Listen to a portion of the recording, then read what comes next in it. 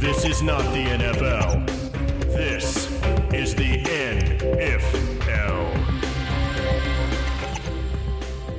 Yes, it's time once again to bend the space-time continuum to our will in the latest edition of the NFL. Today, let's explore how the Cincinnati Bengals drafting a Seahawks rival in 2011 would have changed the home address of the 2014 NFL kickoff game.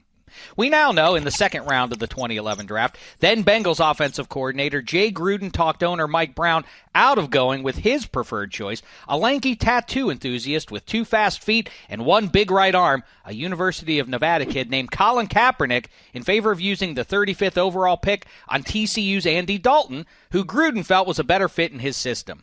Cap went a pick later to San Francisco, taking over as starter halfway through the following season to help shape the burgeoning Niners-Seahawks bloodlust. But what if Gruden's plan had fallen on deaf ears and Cap put on a Bengals cap? Well, since he lets Kaepernick ripen on the sideline and starts with Bruce Gradkowski in 2011. Remember, Cap was raw coming out of school. The Niners let him marinate for a season and a half before he took over for Alex Smith. Dalton was more NFL ready, but didn't have Cap's upside. In other words, Dalton was beef jerky, Cap was grade A prime rib. The first might curb your short-term hunger, but the latter is far more delicious if you just give it time to age. Here, let's say the Bengals redshirt Cap for a year, but by the end of the following season, Cap and 2011 first-rounder A.J. Green are toasting NFL defenses, the Bengals defense is roasting NFL offenses, and the team gets its first playoff win since 1990, when Boomer Esiason was under center, a tweet was just something a bird did, and Jennifer Lawrence, Emma Watson, Kristen Stewart, and Thor's younger brother, Liam Hemsworth, were born.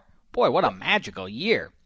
Anywho, by 2013, Cincy is the boss of the AFC. Yes, even better than Peyton and the Broncos, thanks to a superior D and a 21st century QB who makes plays both throwing and running the ball. Cap's Bengals advance all the way to the Super Bowl.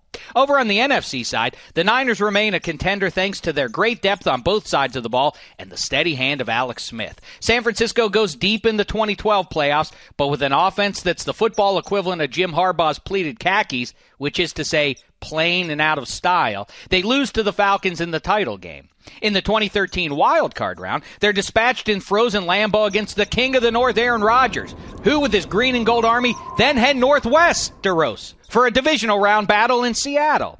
The Packers' O-line provides a wall around their leader, keeping the pocket clean of pass-rushing wildlings, redeeming the team's loss in the Fail Mary game of 2012. The tail ends for the Pack the next week in New Orleans, where Drew Brees takes advantage of the super home field advantage and advances to the Super Bowl. And that's where Brees' dreams of taking the throne are dashed by the Cincinnati Bengals and Colin Kaepernick, the king of the Queen City, and for 1 year at least, ruler of the NFL kingdom.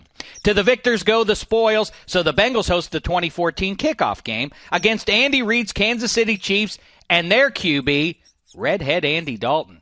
Sounds like a red wedding for the Red Rifle, but what do I know? I didn't read the books. I'm too busy ruling the NFL empire. This is the